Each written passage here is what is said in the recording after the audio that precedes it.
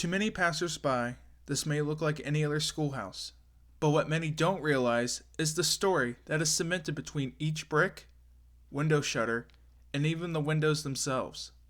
A story that almost didn't have a happy ending.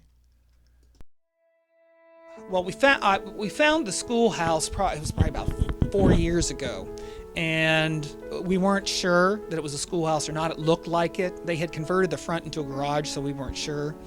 And so I had some students, and we researched that. And then we contacted. It was for sale at the time, and the guy that was selling it wanted $1 million for it. And we thought, oh my gosh, we're not going to buy the property. So we kind of shelved it.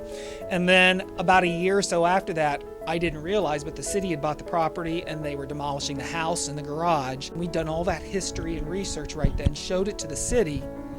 And then because of all that research we had done, they realized that, and we convinced them to hold off on demolishing the garage. They got rid of everything else and gave us time to fundraise to be able to restore it and move it.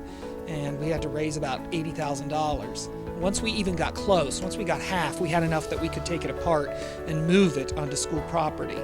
And so we did that, continued the fundraising, and then once we had the full funds that we needed, we went ahead and had it restored.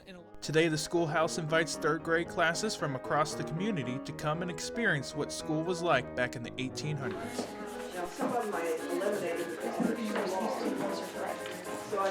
long. They were pretty basic, in the schoolhouse, but they got the important things done: the reading, the writing. Of course, they taught cursive, and they're not teaching that anymore. The ciphering, which is their math, was pretty much the same, but today they do it in a little bit different way. And we did do the social studies and all those science in the one-room schoolhouse, but probably not quite as involved. We have a book that you could read. You could stand up and recite. How about that? Let's see. We open the pages. Thanks to the countless hours of research, fundraising, construction, and volunteering to teach in the schoolhouse, the bricks are still cemented together. The shutters are still connected to the windows, and the windows illuminate a school that teaches more than basic math and reading comprehension. Rather, it teaches a lesson about history and the importance of learning and appreciating it.